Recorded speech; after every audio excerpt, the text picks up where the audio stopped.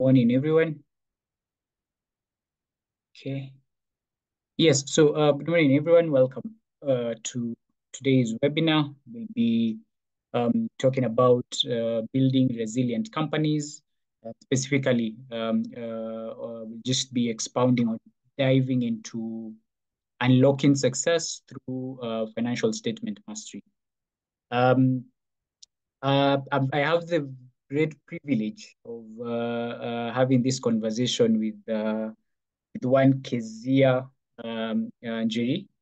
I met Kezia just slightly under 2 years ago at Investi. At that time, she was an associate principal at Investi Africa Limited.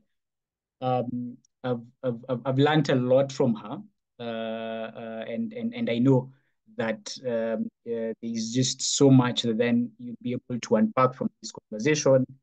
And she's quite a good resource.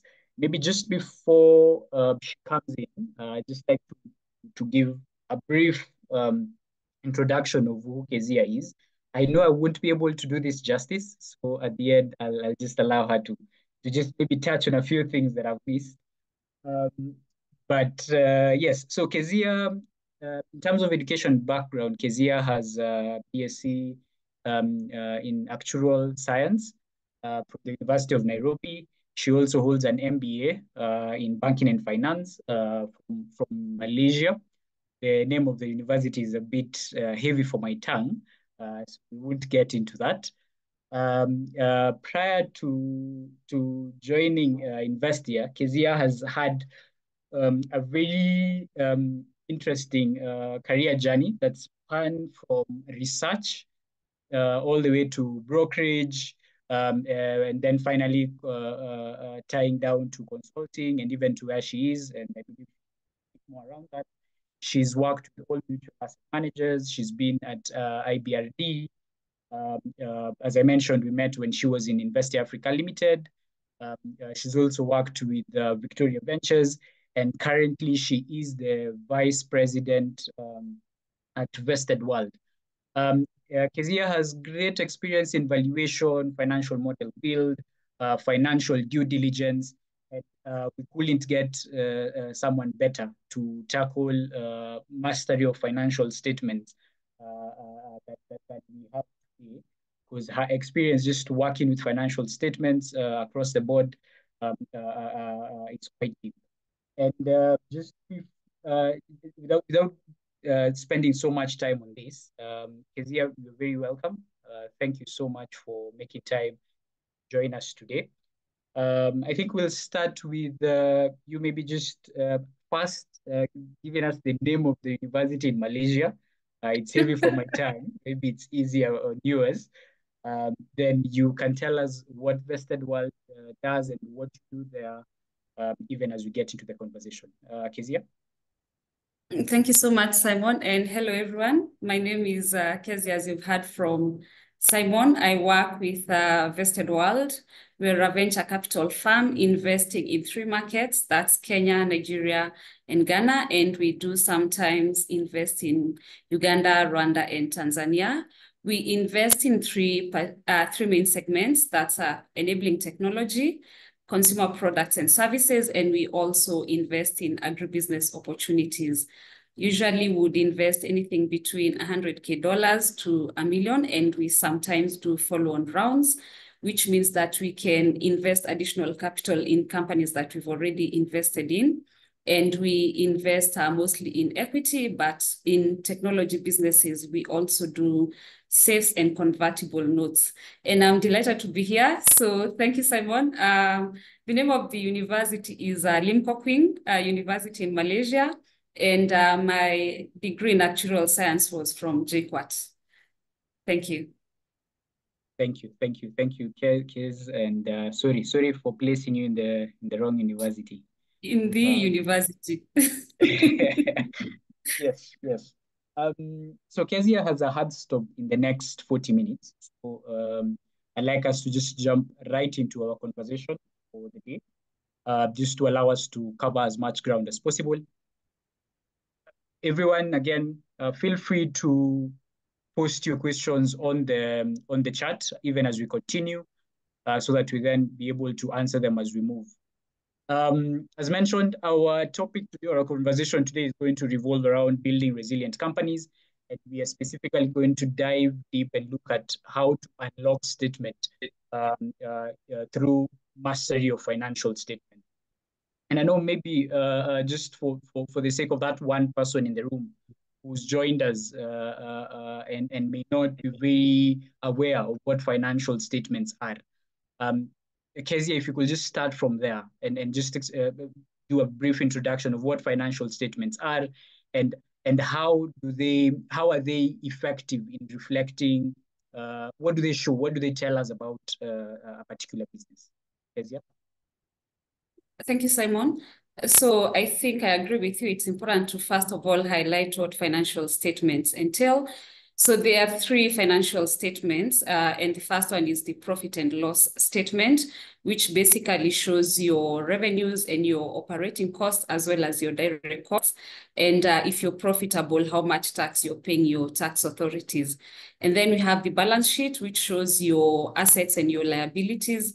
And then thirdly, we have the cash flow statement, which shows your cash movement in and out of the business. So those are the three financial statements. And from these three financial statements, you can conduct additional analysis, which includes a ratio analysis, which then would show how your company is performing against peer businesses, as well as the ability to compare how your business has been performing in the past in comparison to the current times, and how you expect it to perform if you have built some financial projections.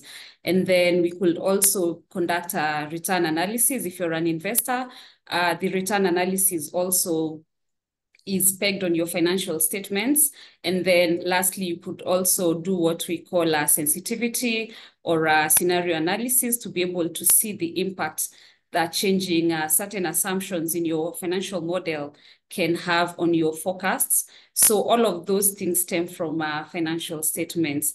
As you can imagine, then financial statements are pretty important to any business owner or to an investor or to any stakeholder that is concerned about a particular enterprise, because there are so many decisions that can be made of those financial statements. When you think about your expansion plan, you want to move into new markets. What does that mean for you in terms of additional revenue? What does it mean for you in terms of additional costs, either from an operating cost perspective or from an acquisition of additional capital assets? So you need to know that you're thinking about reviewing your pricing strategy. Again, that would be advised by your financial statements. And as we said, you can conduct a sensitivity analysis to see what happens if you increase your price, what happens if you hold your price at the current level, what happens if you lower your price. Again, if you need to think about things such as fundraising, you need your cash flow statements to see how much capital do you need and at what point will you require that capital, so that you can make proper plans to start raising the capital before the business runs out of cash. So really the financial statements can be used for different decision making. And as Simon has highlighted, valuation is another one. As you're thinking about raising capital, you want to know what's the ideal capital structure for your business. Should you go for debt? Should you go for equity? And in some instances, should you get a mix of both equity and debt? And if you're going for equity, then you need to do the valuation. And based on that valuation, you can then determine how much stake you need to give up for that equity investment to come in. So there is a lot of decisions that do stem around your financial statements. And that is why it's important for every business owner, for every investor to understand the different sets of financial statements and what they are used for. And then they can make informed decisions based on those financial statements. Thank you, Kezia. And there are very many angles or trajectories, and then you can just speak from that one response. But there are two. Sorry, your audio is not too clear, Simon. Am I clear now? Is it better? Yes. Is it any better? Yes. Okay, thank you. So I was just saying that there are several trajectories that then we can take from the response that you've just given. But of particular interest to me are two. One is when you're just explaining the financial statements, you mentioned that there are several things that we can then be able to generate or to identify or pull out from those statements. And you listed three items. You listed the ratios. You mentioned that we can also be able to do some return analysis and some sensitivity analysis. And I'd just like to double click on that and just to better understand what then do these items mean. And if we could just maybe start from the sensitivity analysis. What's a sensitivity analysis? How can one use this to build the resilience of their company, or even put differently, understand their business? Then from sensitivity analysis, maybe we could then just touch on the ratios and the return analysis. Kezia? Okay, thanks, Simon. So in terms of sensitivity, when you're building a financial model, it's based on many sets of assumptions, and a sensitivity analysis helps you to conduct to see the impact of changing certain assumptions in your financial model. For example, when you're working with investors, they mostly would invest in USD, and that means that they'd want to see the impact of a depreciating currency. For example, if your operations as a business are in local currency, in this case the Kenya shilling, and the investor is giving you an investment in hard currency, and they want the investment back in hard currency, then it means that if the shilling depreciates beyond a certain level, that could potentially affect their returns. So then a sensitivity analysis can help you see what could happen if the shilling, for example, depreciated or appreciated. It can also be used to check the impact of interest rates on your profitability. It can be used to check the impact of changing the valuation multiples on the valuation of the business. So it can be used to check the impact of assumptions that you're interested in, to see what that would mean for the business. On the other hand, a scenario analysis is used to check the impact of many sets of assumptions. So usually for a scenario analysis, you'd have a base case, you'd have a worst case, and you'd have a best case. So then the different cases would have different sets of assumptions, and you can move across the different scenarios to see what happens if you're operating in the base case, what happens if you're operating in the worst case, and what happens if you're operating in the best case. So really, that's what a scenario and sensitivity analysis is about. In terms of ratio analysis, there are different kinds of ratios, and ratios really help you to assess the business in terms of its profitability. For example, so we have what we call the profitability ratios, and these mostly include the gross profit margin and the EBITDA margin. And those two ratios are really important for any incoming investor, because the valuation of the business at the point of exiting for an investor is based on the EBITDA numbers. And that means that investors would often track the EBITDA margins as well as the gross profit margins. And then the other ratios that are important for businesses to monitor is, of course, the liquidity ratios, which then show whether the business is able to meet its short-term liabilities. And if your liquidity ratios are below the acceptable threshold, then that means that the business is likely to face challenges in honoring its short-term liabilities, and that's something that needs to be checked at all times. The other ratios that you need to be aware of is the leverage ratios, which then show how leveraged or how indebted the business is, and can the business afford to carry on any additional debt? Are they able to service their current debt? Again, that will be shown in the leverage ratios. And then there's what we call your efficiency ratios, which are ratios that show how fast you're able to collect your revenues after you've made a sale, and how fast you're paying your suppliers. So that again helps you to monitor your cash flows, and you know what to expect and when to expect, and if things are not looking too good, then you know what to do in order to ensure that you shove up your efficiency ratios.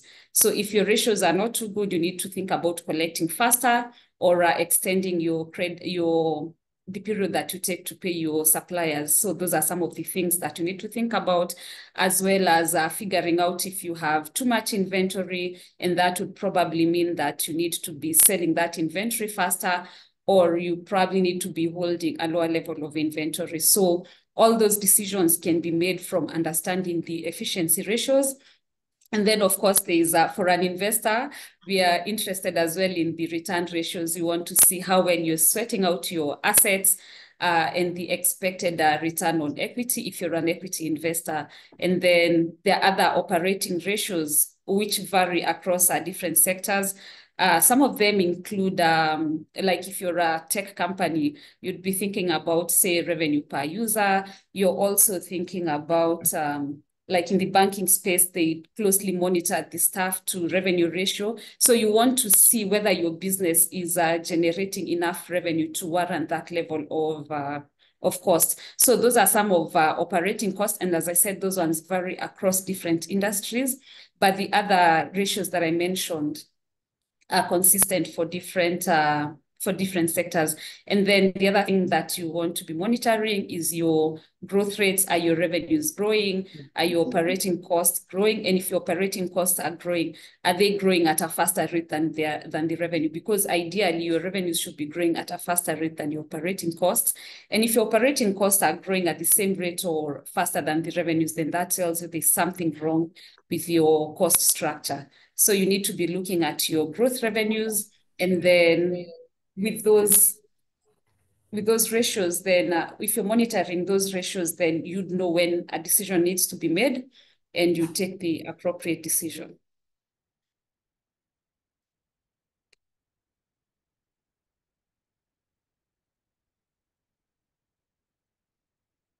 Seems like Simon has dropped off.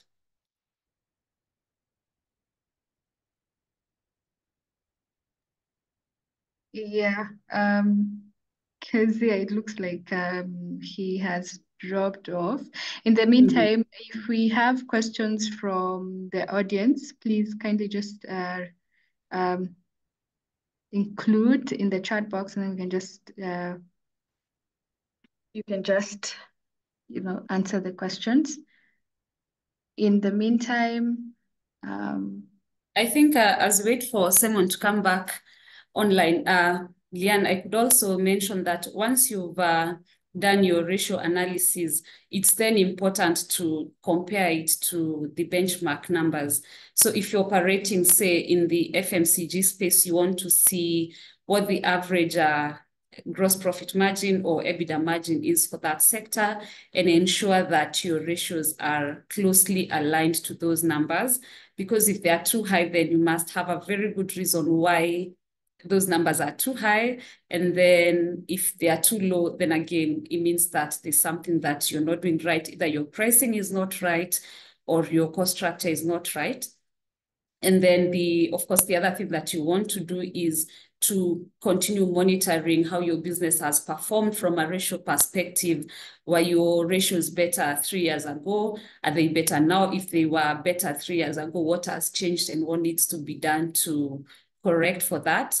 So that helps then create context in terms of whether your ratios are good or not good, and what remedial action needs to be taken.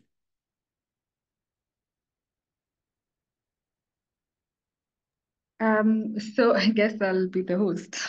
So what remedial actions can be taken in case the ratios are not good? So depending on which ratios don't seem good, if you're looking at profitability ratios, that could mean that your operating cost or your direct costs are too high.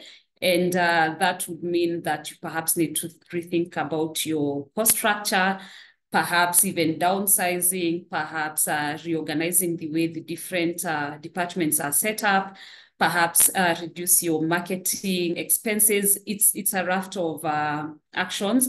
If you're looking at leverage ratios that are too high, then you need to be thinking about whether you want to increase your equity level to be able to balance out the debt level in the business, or you want to pay off some of that debt. If it's the liquidity ratios, you want to see if it's because you're not collecting sooner than you should, and then that would mean that you need to be collecting. For example, if your credit period is for your customers is about 30 days and you're seeing them taking 60 to 90 days, then you need to do a better job at collecting so that you're then able to improve your cash. So those are some of the actions that you took. Okay, thanks so much, Kes. I think, Simon, you're back. But in the meantime, there are a couple of questions in the chat box that maybe we could go through. From Jerry, he has asked, what are the key ratio investors look at before they invest?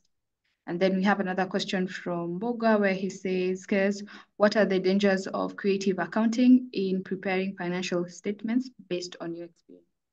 So maybe you can answer one of those questions before, and then we can continue the conversation. Great. Thanks, Lian. So in terms of ratios, really for investors, we look at all the ratios because different ratios tell us different things about the business, and we want to be aware about the health of the business. We look at everything. Ratios tell us different things about the business. So we'd look at all the ratios. And then in terms of creative accounting, tell us different things about the business. Sorry, there seems to be. Simon, I believe that feedback is coming from your side. Good, we can continue.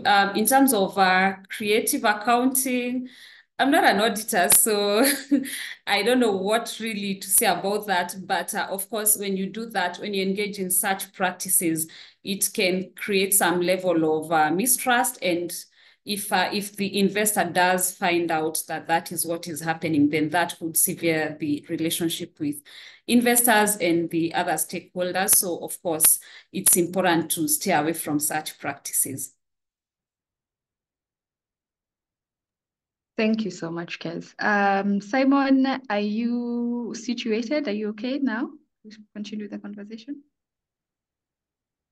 Yes. I'm back. Please pick up from please confirm that you can hear me clearly. Yes, Yes, we can hear you well. Please pick up from where you left.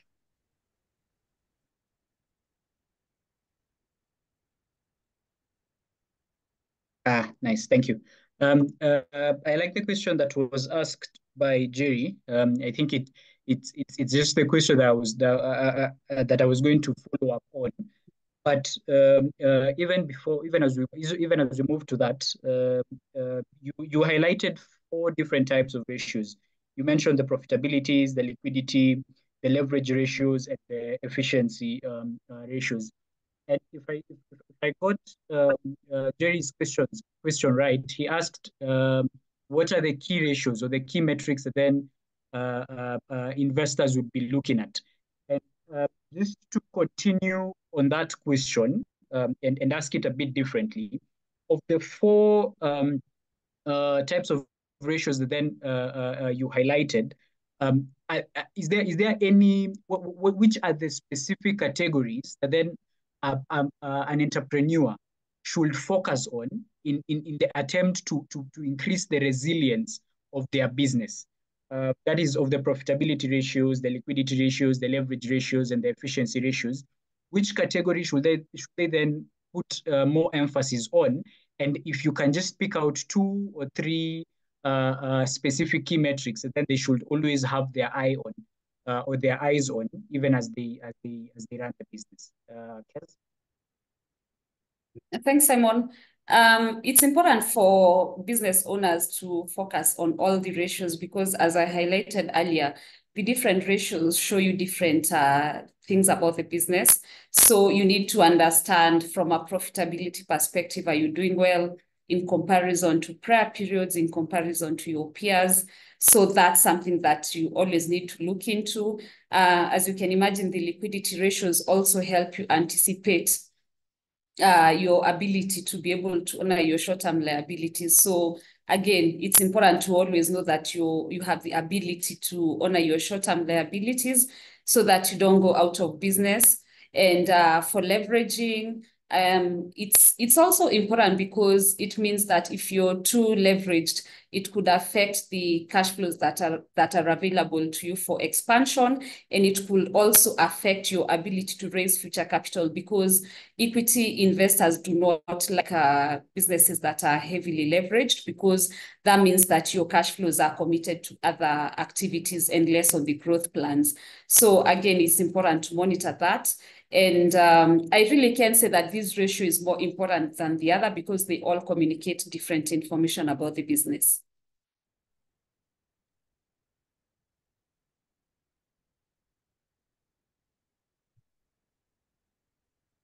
You're on mute, Simon? Yes, thank you, Kez. So, and what I'm hearing you say is that then there's need. We can hear you. What I'm hearing you say is that then all the ratios are important and are key for an entrepreneur running a business, and you just need to at least be aware or have sight of how all these ratios are performing and how their trend is historically, and what you need to address in order to address some of the challenges then, yes, the business that are affecting these ratios. So there's a question here on the chat from Boniface.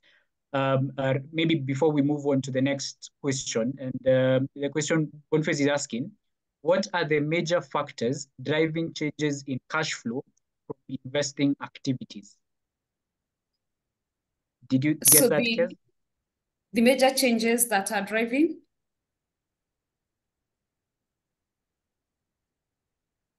Let me just read the question. Cash flow from investing activities. So when you think about investing activities, you're thinking about, say, your capital expenditure. Have you made any acquisitions? So that would be reflected in your cash flow statements. When you think about any sale of assets in the business, that would also be factored in that space. If you have made investments in, say, fixed income deposits or money market accounts, that would also be captured in the investing line in the in the cash flow statement. And then in the operating cash flows, you're looking at your receivables, your payables, your inventory changes. So all of that is factored in the operating activities.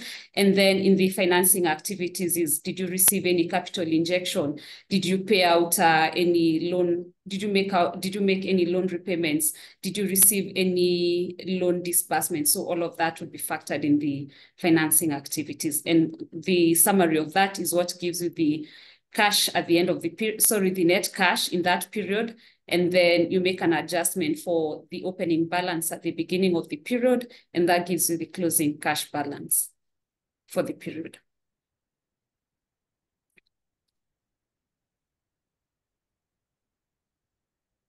It seems like Simon has frozen. Simon, can you hear us?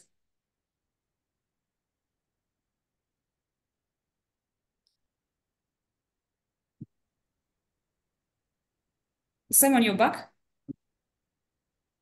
Yes, thank you.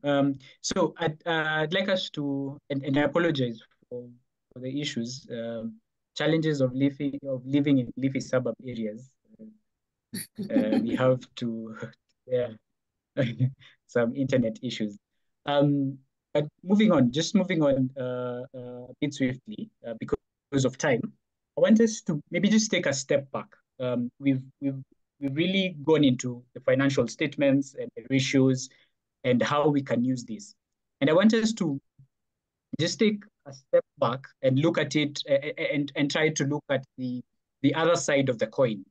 And the question to maybe that then we need to answer is, what are some of the common mistakes or misconceptions that companies and entrepreneurs make or apply when they are interpreting financial statements? and maybe how can we solve some of these misconceptions or the mistakes then arise from wrongfully interpreting of these financial statements. I don't know if the question was clear, Kezia. Yes, it is. Excuse me. So I think for me, the most common mistake is assuming that sales equals profits. Sales do not necessarily equal profit, because profit is driven by your sales and your direct and operating costs. So when you generate sales, it doesn't automatically guarantee that your business is going to be profitable. And that's why you see businesses that have been operational for years and are still loss making. So it's important to know there's a difference between sales and profits. And then the other misconception is that profits always means that you have cash. Making profits does not mean that you always have cash. And that's why it's important for businesses to always monitor the 3 financial statements. I see a lot of businesses prepare profit and loss account statements every month or every quarter, but they omit the cash flow statement. And when you don't have the cash flow statement, you don't have a clear sight of how your cash balances look like, and you might be caught off guard if you run out of cash. So it's important to know that you can only tell your cash position by looking at your cash flow statement and not by looking at your profit and loss account. So that's another misconception. And then I think the other one is really on thinking that money is money. Money is not always money. Different kinds of money come with different implications for the business. Because if, for example, you go and secure debt, you know that at the end of every period, depending on your arrangement with the debt provider, you'll be required to service that loan. That means there's a cash outflow every given period until you have fully serviced the loan. If, on the other hand, you go for an equity investment, you need to be aware that you'll be required to seed some shareholding in your business, and equity investors would also like to have more sight into the business, so they have some reporting requirements. They might also negotiate for a board seat. Again, that means that it's not the way you've been running your business might change in terms of, say, reporting, in terms of your board structure. If you didn't have a board, now you might be required to have a board. So again, that's an implication that you need to be aware of, and you weigh the options of having the different kinds of investors coming on board. So really, for you to decide which source of funding you're going for, you need to understand the different attributes of each type of funding and be comfortable with the idea of that investor coming on board and what it means for your business. Again, the other advantage of having an equity investor on board is, of course, there's no regular repayments because you're not servicing any repayments to an equity investor, but they also come with their own networks and their own connections, and they can bring in those connections if you need them for the business. So they bring more than just the capital, which is not the case with debt providers. But in the VC space, we also see debt providers who connect businesses to, say, suppliers or partners or customers because they want to generate more value for the business. But generally, the 2 types of investors have different requirements in terms of structuring their transactions, and they have different obligations in the business. So it's important for you to understand the different kinds of investors and make your decision appropriately.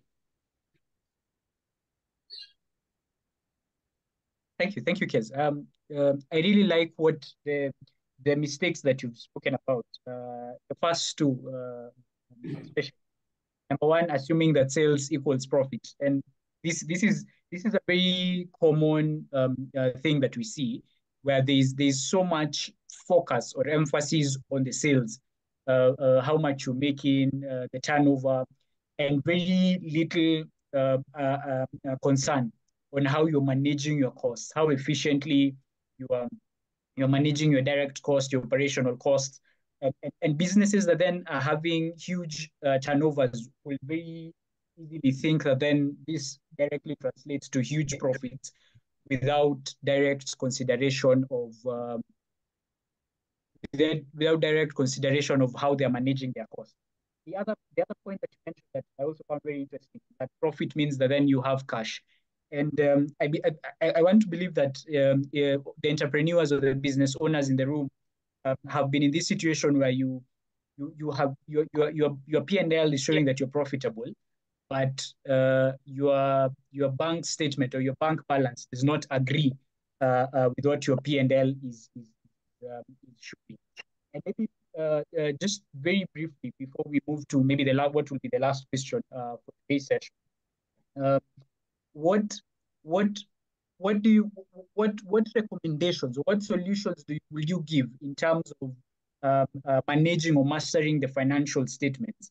And maybe here we are likely to go slightly back into the ratios, and maybe the question in an easier, better way will be, what ratios will be effective in avoiding these positions, avoiding these situations where I'm an entrepreneur and I have so much focus on my sales that I lose track of my costs. What are some of the useful ratios for that?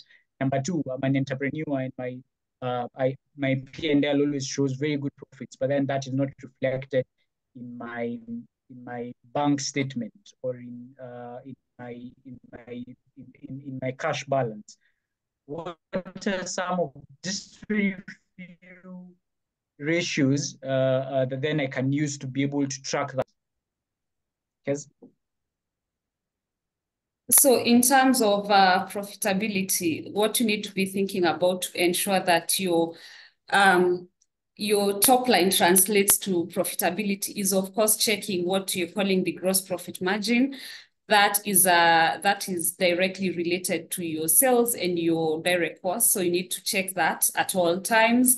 And then the other thing you need to be looking out for is your EBITDA margin. So the EBITDA margin comes in after the gross profit margin. So once you have your gross profit margin and you deduct your operating costs, then you arrive at the EBITDA, and that then shows you the EBITDA margin. So if you monitor those two ratios, and of course, at the bottom, we have the net profit margin. If you monitor those three ratios, then you can track your profitability. You also want to be monitoring your growth rates for your revenues. You want your revenues to be growing as fast as they could potentially grow. And for your operating costs, ideally, if your revenues are growing, your operating costs are expected to grow, but they should not be growing at the same rate as your revenues. They need to be growing at a slower rate so that it can boost the profitability of the business. So if you take into consideration those ratios, you'll be able to monitor your profitability. And then from a liquidity perspective, where you have been making profits, but you don't have any cash, you need to be thinking about your efficiency ratios. Under the efficiency ratios, we have the inventory turnover ratio. How fast are you turning around your inventory? The faster you're turning around your inventory, the better for your business, because it means that you're unlocking more value for the business. The other ratio that you need to be thinking about is your receivables. How fast are you collecting the funds that are out there from your customers? Are you extending prolonged credit periods for your customers, and that is affecting your cash balances? So you need to look at that and just make sure that the credit period that you're extending to your customers is reasonable and it allows you to continue managing your operations smoothly. And then the other thing that you'd want to look at is how fast are you paying your suppliers? If you're paying them within 15 days, maybe you want to extend that to maybe 30 days or 45, depending on the agreements that you have. So the more you're able to extend that without affecting the relationship with your supplier, that means that you negotiate and you agree that this is the credit period they're going to allow you, then that would also improve your cash flows, which then means that you have more healthy cash balances. You also need to think about the other ratios if you're heavily leveraged, that means there's a lot of cash that is going towards servicing the repayments of the loans in terms of principal and interest. How can you restructure that if it needs to be restructured so that you can free up some of that cash to do other things, especially if you're at the expansion stage? And then, yeah, so those are some of the things that you could, some of the ratios that you need to be looking at when you're thinking about your cash flow positions, so that you ensure that you have an adequate cash buffer. And of course, if things are too bad, then you need to be thinking about fundraising. So again, that will only be evident if you're monitoring your cash flow statements. Yes, thank you for that, Kezia. And I'm really taking a lot from this conversation, and I really hope that everyone in the room is also able to take out as much as I am. And even as we head to your parting shot, and as you give at the beginning of the conversation, you mentioned that you are leading, or you lead a business that makes investments into startups in specific sectors. As you give your parting shot and just summarize then your comments or your final closing remarks from the conversation, if possible, and if it's agreeable with you, we'd like you to steal a few secrets for the entrepreneurs in the room. Maybe just mention the parts of the financial statements that you look, the first places that your eyes dart to when you're looking at the financial performance of the startups or the businesses that then you look to invest in. If you can just steal that, include it in your closing remarks as a small token to those who made time to attend today, we will greatly appreciate that.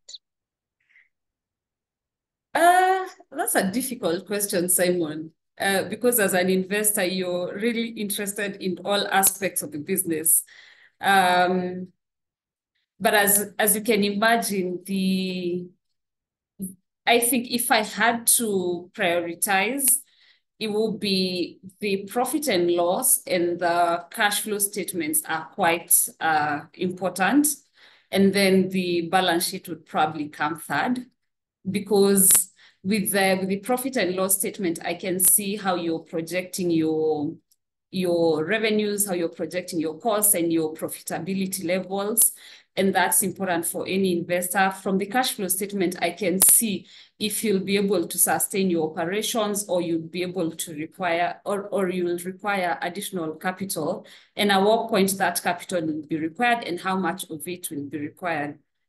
So really my parting shot is to encourage all entrepreneurs to seek to understand their financial statements, all three of them. The idea is not to become an expert in accounting, but really to be able to pick out things that you need to see about the business, so that you're then able to anticipate and plan accordingly. And then the other important thing about understanding your financial statements, in as much as it helps you make strategic decisions, it also helps you to engage with other stakeholders. If you're negotiating a loan with a bank and you understand your cash flows, then you can probably negotiate for extended periods. If you're negotiating with, say, a partner, you can negotiate for better terms. And even when you're negotiating with KRA, if you have a tax liability and you understand your cash flow statements, you can negotiate for a more reasonable payment plan if you have a good understanding of your cash flow position. So it's important for you to understand those three statements, so that you're better placed when you're having engagements with the different stakeholders.